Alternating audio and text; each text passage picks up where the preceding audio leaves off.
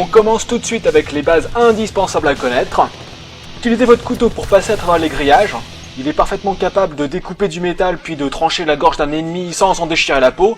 Il peut même servir à défoncer des portes, donc n'hésitez pas à l'utiliser. Vous pouvez même dormir avec, lui donner un petit nom et plus si affinitaire. Bad Company 2 permet de tirer à travers les murs, ce qui est bien pratique pour honner les campeurs. Donc quand un lameur campe en haut d'un escalier, collez-lui une bonne rafale de plomb dans les couilles en tirant à travers le plancher. Toujours dans les trucs de base, n'hésitez pas à appuyer comme un bourrin sur la touche A. Elle permet d'indiquer la position des ennemis à toute votre équipe. Faites-le dès le départ quand vous tombez en parachute et que vous avez une bonne vue de la carte. Les ennemis apparaissent ensuite sur votre HUD, même quand ils sont planqués derrière un mur, c'est limite de la triche, donc n'hésitez surtout pas à en abuser. Allez dégage toi, retourne jouer à Halo. On passe ensuite à la visseuse de l'ingénieur qui sert à réparer mais qui peut aussi faire de gros dommages. Ok, je suis mort de rire. Donc quand vous voyez un tank adverse pas trop loin, foncez dessus et attaquez-le à la visseuse. Vous pouvez bousiller un Abrams de 75 tonnes. Si vous êtes sadique, une petite séance de détartrage c'est toujours sympa. Tiens, ça c'est le cadeau. Parmi c'était dedans. Contrairement à la légende, il est parfaitement autorisé par la Convention de Genève de tirer sur des parachutistes, à condition qu'ils fassent partie de troupes aéroportées.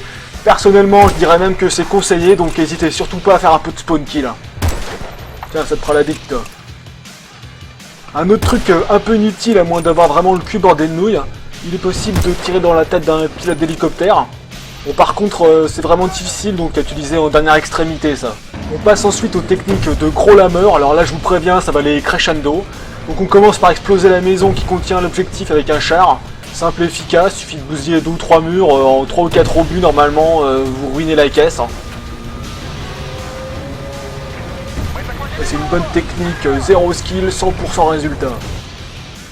Toujours très classique la technique du C4 sur le quad. Bon, par contre je vous préviens tout de suite, dans la version finale, DICE a quand même corrigé un peu le tir. Il faudra 2 fois plus de C4 pour bousiller un objectif, donc ça sera un petit peu moins facile.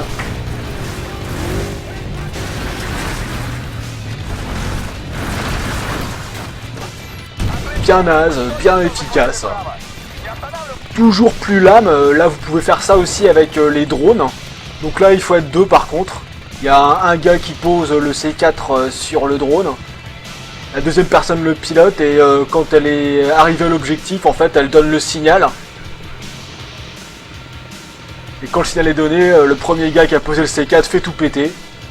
Le plus beau c'est que le drone il est même pas endommagé, c'est vraiment du grand n'importe quoi. Bon, par contre, les ennemis, s'ils sont pas trop cons, ils peuvent se débarrasser facilement du drone.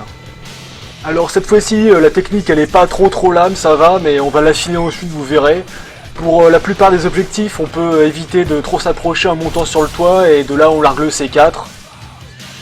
Allez, joyeux Noël. On fait tout péter. Ça reste une technique quand même à la portée du premier venu, ça. Bon, cette fois-ci, beaucoup plus lame, hein, vraiment beaucoup plus, sur le dernier objectif de Port Valdez.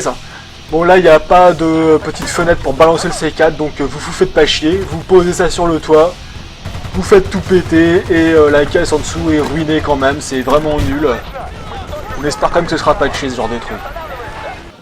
On va finir cette vidéo par un grand classique qu'il est important de connaître, hein, c'est le drone contre l'hélicoptère. Donc là, très simple, hein, vous êtes dans le drone, vous foncez sur l'hélicoptère, vous posez pas de questions. Et normalement, le pilote de l'hélico, lui, va perdre le contrôle et en général, il se crache derrière.